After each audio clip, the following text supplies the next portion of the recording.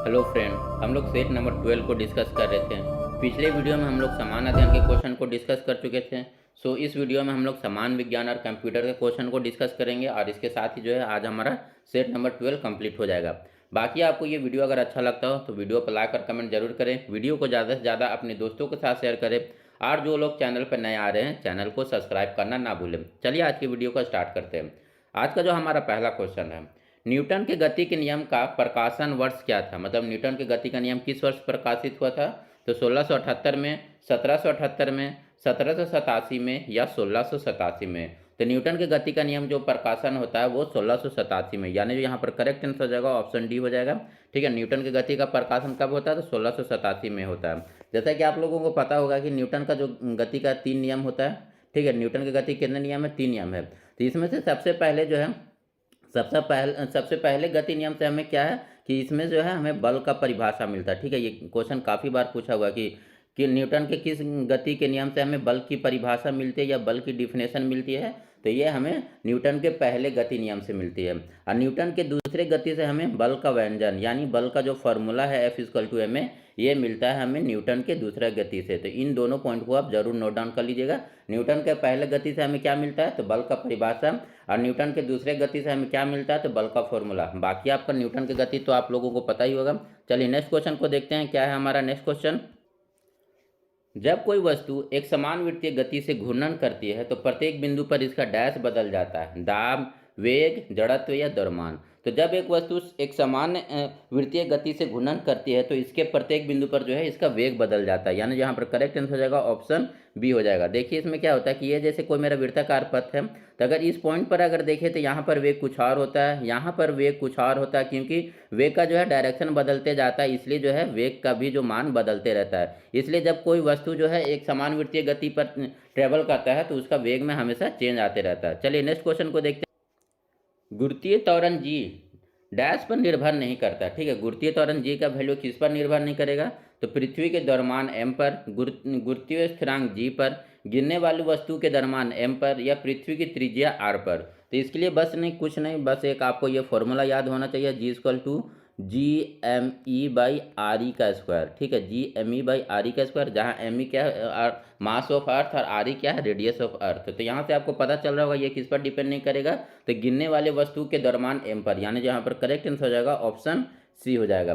Next question को देखते हैं। आकार बदलाव के कारण शरीर द्वारा प्राप्त ऊर्जा को कहा जाता है। आकार यानी शेप में अगर चेंज होता है तो उसे कौन सा ऊर्जा कहा जाता है तो गुरुत्वीय स्थितिज ऊर्जा, प्रत्यास्था यानी इलास्टिक स्थितिज ऊर्जा, यांत्रिक ऊर्जा या मांसपेशीय ऊर्जा। तो शेप में चेंज के वजह से कौन सा ऊर्जा उत्पन्न होता है तो इलास्टिक स्थितिज ऊर्जा, यानी यहाँ पर करेक्ट आंसर हो जाएगा ऑप्शन बी हो जाएगा। ठीक है, कोई भी आकार या शेप में चेंज होगा तो वहाँ पर इलास्टिसिटी काम करेगा। तो यहाँ पर जो करेक्ट आंसर हो गया कौन सा, प्रत्यास्था स्थितिज ऊर्जा। नेक्स्ट क्वेश्चन देखते हैं। निम्न में से कौन सा तापमान का मात्रक नहीं है। फ़ारेनहाइट ये है, सेल्सियस भी है, केल्विन भी है। पास्कल जो है तापमान का मात्रक नहीं, यानी जो यहाँ पर करेक्ट आंसर हो जाएगा ऑप्शन बी हो जाएगा। पास्कल से हम क्या मेजर करते हैं तो पास्कल से हम प्रेशर को मेजर करते हैं। नेक्स्ट क्वेश्चन देखते हैं। पानी में हाइड्रोजन तथा ऑक्सीजन द्रव्यमान डैश अनुपात में उपस्थित होते हैं। ठीक है, पानी का फॉर्मूला को याद होगा तो H2O। तो यहाँ पर हाइड्रोजन कितना है 2 हो गया और ऑक्सीजन 16 हो जाएगा। ठीक है, तो 2:16 यानी 1:8 हो जाएगा। यहाँ पर जो करेक्ट आंसर हो जाएगा ऑप्शन बी हो जाएगा। ठीक है, यहाँ से आप इसका मॉलिक्यूलर मास निकाल के इसे रेशियो का देखिएगा तो 1:8 आ जाएगा। नेक्स्ट क्वेश्चन देखते हैं।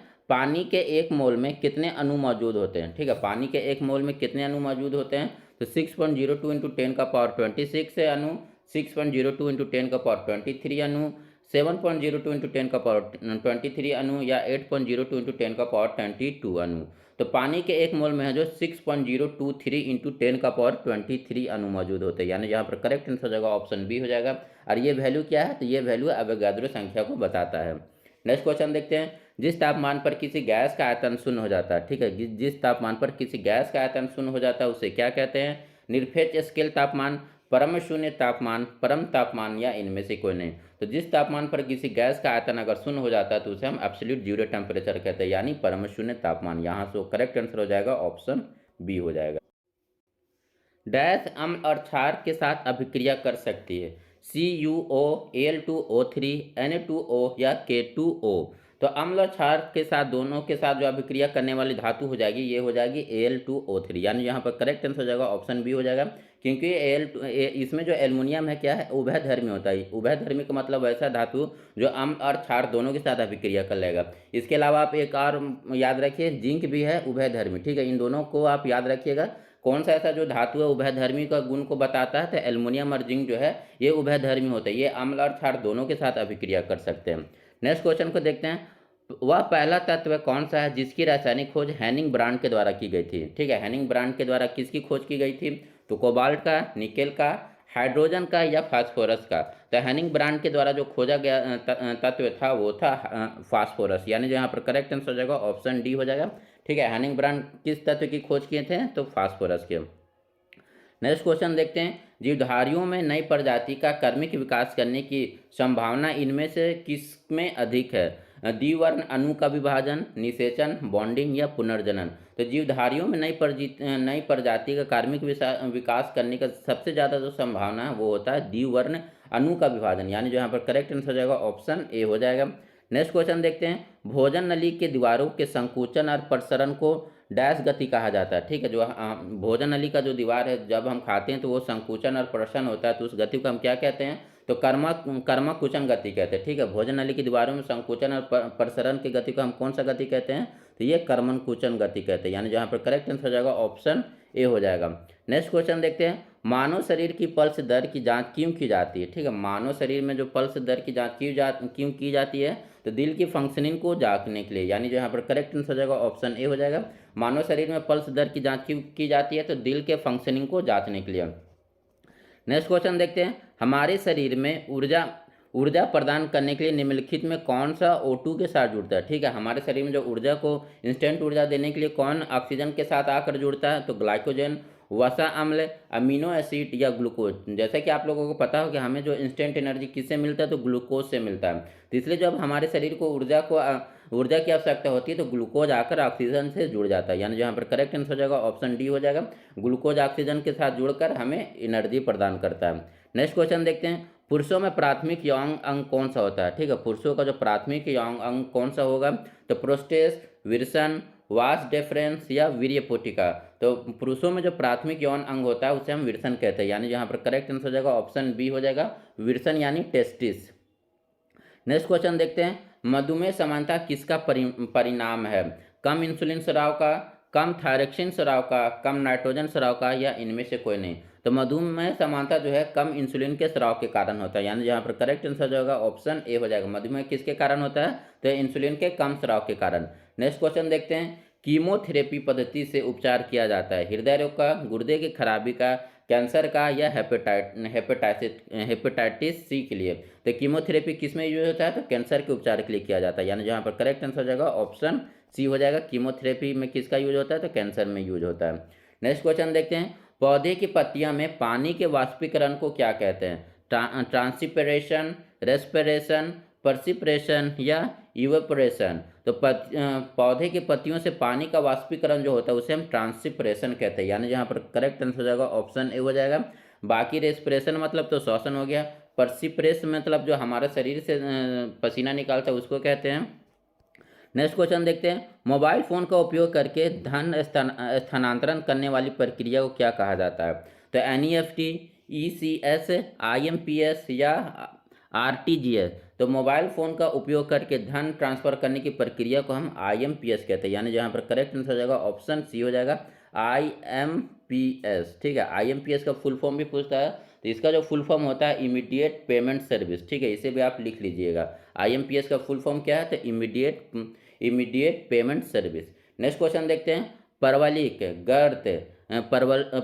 गर्त, डिश इंजन प्रौद्योगिकी, सेंट्रल टावर रिसीवर प्रौद्योगिकी निम्नलिखित में से किस नवीकरणीय ऊर्जा उत्पादन के प्रणाली का प्रकार है, तो ज्वारीय ऊर्जा, भूतापीय ऊर्जा, पवन ऊर्जा या सौर ऊर्जा। तो ये जो हो गया परवलित गर्त हो गया, डिश इंजन प्रौद्योगिकी हो गया, सेंट्रल टावर रिसीवर प्रौद्योगिकी हो गया, ये सभी जो है सौर ऊर्जा के उत्पादन की एक प्रणाली के प्रकार है, यानी जहाँ पर करेक्ट आंसर हो जाएगा ऑप्शन डी हो जाएगा। चलिए अब अपने कंप्यूटर के क्वेश्चन को डिस्कस करते हैं।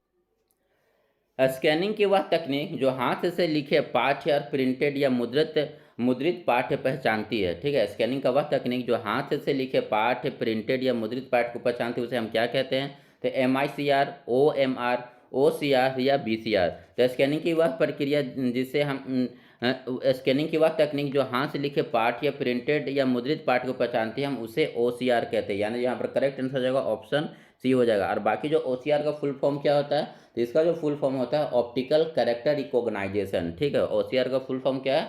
Optical character recognisation. Next question देखते हैं, कंप्यूटर में गेम खेलने के लिए सर्वाधिक प्रयोग किसका होता है? ठीक है, कंप्यूटर में जो गेम खेलने के लिए सर्वाधिक हम यूज किस इनपुट डिवाइस का करते हैं? तो कीबोर्ड का, माउस का, टच स्क्रीन का या मॉडेम का। तो कंप्यूटर में गेम खेलने में सर्वाधिक यूज होने वाला जो इनपुट डिवाइस है वो है कीबोर्ड। यानी यहाँ पर करेक्ट आंसर हो जाएगा ऑप्शन ए हो जाएगा। निम्नलिखित में कौन सा एक प्रिंटर का प्रकार नहीं है? Drum printer, daisy wheel printer, laser printer या स्विच। तो यहाँ पर जो प्रिंटर का प्रकार नहीं हो जाएगा वो हो जाएगा स्विच। यानी जहाँ पर करेक्ट आंसर हो जाएगा ऑप्शन डी हो जाएगा। बाकी ड्रम, डेजिवेल और लेजर प्रिंटर के एक प्रकार है। नेक्स्ट क्वेश्चन देखते हैं, 64 के शब्द की स्मृति के लिए प्रत्येक 8 बिट के शब्द का मेमोरी डेटा रजिस्टर है 8 बिट्स, 16 बिट्स, 32 बिट्स या 64 बिट। तो 64 के शब्द के मेमोरी के लिए जो 8 बिट शब्द का मेमोरी डेटा रजिस्टर बनेगा वो 8 बिट्स का बनेगा। यानी यहाँ पर करेक्ट आंसर हो जाएगा ऑप्शन ए हो जाएगा। नेक्स्ट क्वेश्चन देखते हैं, कंप्यूटर में परमानेंट मेमोरी को क्या कहा जाता है? रैम, रोम, CPU या DC रोम। तो कंप्यूटर के जो परमानेंट मेमोरी उसे हम रोम कहते हैं। यानी जहाँ पर करेक्ट आंसर हो जाएगा ऑप्शन बी हो जाएगा। निम्नलिखित में कौन सा एक ऑपरेटिंग सिस्टम नहीं है?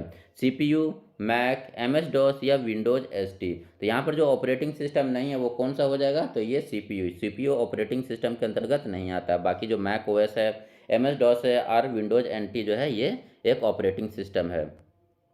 नेक्स्ट क्वेश्चन देखते हैं, निम्नलिखित में कौन सा एक हाई लेवल लैंग्वेज नहीं है? ठीक है, यहाँ पर कौन सा एक हाई लेवल लैंग्वेज का उदाहरण नहीं है? फॉर्च्यून है, पास्कल भी है, मॉडेम नहीं है। ठीक है, यहाँ पर जो करेक्ट आंसर हो जाएगा ऑप्शन सी हो जाएगा।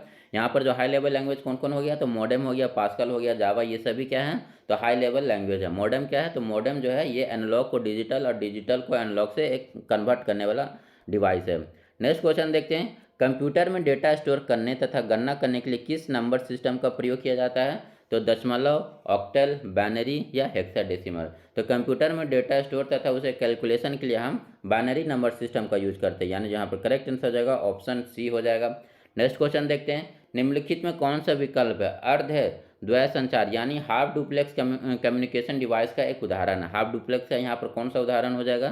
तो टीवी हो जाएगा, टेलीफोन, टेलीविजन या वॉकी टॉकी। तो हाफ डुप्लेक्स का जो यहाँ पर एग्जाम्पल है वो हो जाएगा वॉकी टॉकी। यानी जो यहाँ पर करेक्ट आंसर हो जाएगा ऑप्शन डी हो जाएगा। बाकी हाफ डुप्लेक्स में क्या होता है कि यहाँ पर जो है कम्युनिकेशन दोनों साइड से होगा। ठीक है, आप कम्युनिकेशन दोनों साइड से होगा लेकिन एट ए टाइम कोई एक ही एक्टिव रहेगा। जैसे आप बोलेंगे तो इधर वाला चुप रहेगा और ये बोलेगा तो इधर वाला चुप होगा। ठीक है, तो इस तरह जो है इस तरह के जो डिवाइस बनेंगे वो हाफ डुप्लेक्स में बनेंगे। चलिए नेक्स्ट क्वेश्चन को देखते हैं, मल्टी पॉइंट कनेक्शन में किस टोपोलॉजी की आवश्यकता होती है? ठीक है, मल्टीपल कनेक्शन होता है वहाँ पर कौन सा टोपोलॉजी यूज होगा? तो रिंग टोपोलॉजी, बंच टोपोलॉजी या स्टार टोपोलॉजी या मेश टोपोलॉजी।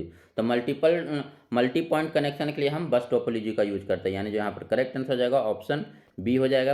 नेक्स्ट क्वेश्चन देखते हैं, किसी वेब पेज को रीलोड करने हेतु बटन दबाया जाता है। ठीक है, कोई भी वेब पेज को हम उसे रीलोड करने के लिए क्या दबाते हैं? तो रीलोड, रीस्टोर या रिफ्रेश। तो किसी वेब पेज को हम रीलोड करने के लिए हम रिफ्रेश दबाते हैं। यानी यहाँ पर करेक्ट आंसर हो जाएगा ऑप्शन डी हो जाएगा। आप मोबाइल में यूज करते होंगे, कभी कभी जब कनेक्शन चल जाता है तो रिफ्रेश करते हैं पे तो वो रीलोड हो जाता है। नेक्स्ट क्वेश्चन को देखते हैं, ईमेल भेजने के दौरान उपलब्ध BCC विकल्प का अर्थ है। ठीक है, BCC का फुल फॉर्म क्या है? तो blind carbon copy, blank copy, blind carbon copy या ब्लाइंड कॉपी। तो BCC का जो फुल फॉर्म है ये ब्लाइंड कार्बन कॉपी। यानी यहाँ पर करेक्ट आंसर हो जाएगा ऑप्शन सी हो जाएगा।